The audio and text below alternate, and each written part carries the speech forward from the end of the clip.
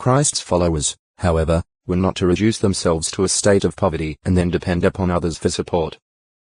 Rather, they were to work hard so they would be able to care for their families and also have something to distribute to someone in need.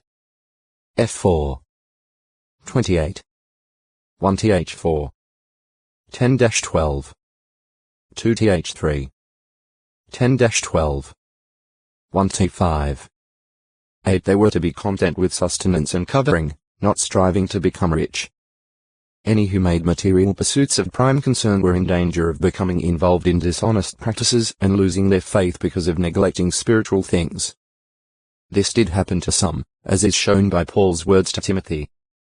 Those who are determined to be rich fall into temptation and a snare, and many senseless and hurtful desires, which plunge men into destruction and ruin.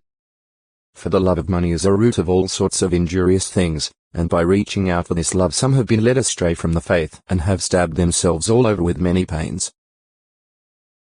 1t6 9, 10. Of course, what Jesus said to the rich young ruler does not mean that a Christian cannot have material riches.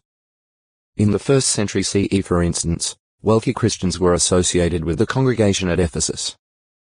The Apostle Paul did not instruct Timothy to advise these rich brothers specifically to divest themselves of all material things, but he wrote, "Give orders to those who are rich in the present system of things not to be high-minded, and to rest their hope, not on uncertain riches, but on God, who furnishes us all things richly for our enjoyment." To work at good, to be rich in fine works, to be liberal, ready to share, safely treasuring up for themselves a fine foundation for the future, in order that they may get a firm hold on the real life. 1t6 17-19. Thus these wealthy Christians had to watch their attitude, keeping riches in their proper place and using them generously to aid others. Mammon. The original language term mammon or its anglicized form mammon is generally understood to denote money or riches. Mount 6 24 Lu 16 9, 11, 13. Compare as KJNW. There is no evidence that the expression was ever the name of a specific deity. Jesus used the term when showing that a person cannot be a slave to God if riches is his master. Mount 6 24. He urged his hearers, "Make friends for yourselves by means of the unrighteous riches, so that, when such fail, they may receive you into the everlasting dwelling places." Lu 16 9. Since the possession or desire for material riches can lead to lawless acts, they may for this reason have been designated as unrighteous riches, in contrast with spiritual riches. Also, material riches, particularly money, actually belong to and are under the control of Caesar, who issues money and assigns a particular value to it. Such riches are transitory, and loss may be experienced as a result of economic conditions or other circumstances. Hence, the person having such riches should not put his trust in them, nor should he use them as the world in general does for selfish purposes, such as the amassing of still greater wealth. 1 Cor 7 31. Rather, he should be alert and diligent to make friends of the possessors of the everlasting dwelling places. The possessors of the everlasting dwelling places are Jehovah God and his Son Christ Jesus.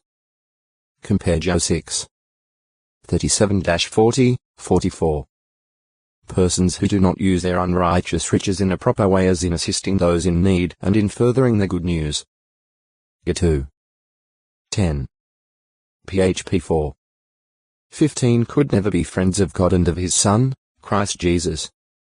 Their unfaithfulness o textoi acute miritra longo ridicule 807 be intentionally obscure, employing meaningful comparisons that were not meant to be understood by persons at the time they were first written. For example, in Zechariah 3.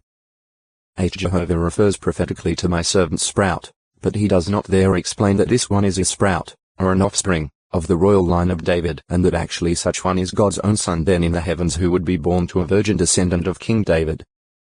And Revelation 13. 18 says that the number of the wild beast is said to be 666, but it does not there explain the significance of that number. At times riddles were used, not to mystify the ones who heard them, but apparently to arouse interest and to make the message conveyed more vivid. Such was the case with the riddle of the two eagles in the vine, propounded to the house of Israel by the prophet Ezekiel. S17. 1-8 Immediately after he had presented the riddle, Ezekiel was instructed by Jehovah to ask the people if they understood it and then to explain it to them. Some riddles were set forth for men to guess, and often they were presented in verse, as was the case with the one Samson propounded to the Philistines.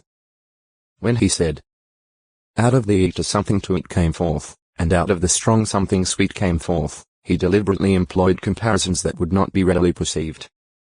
JG 14.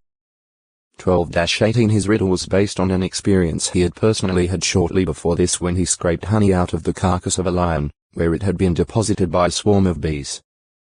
JG 14. 8-9. Ridicule. The act of belittling or exposing to contempt, derision, or mockery. There are a number of Hebrew and Greek words that express varying degrees of ridicule, the choice of word depending on circumstances.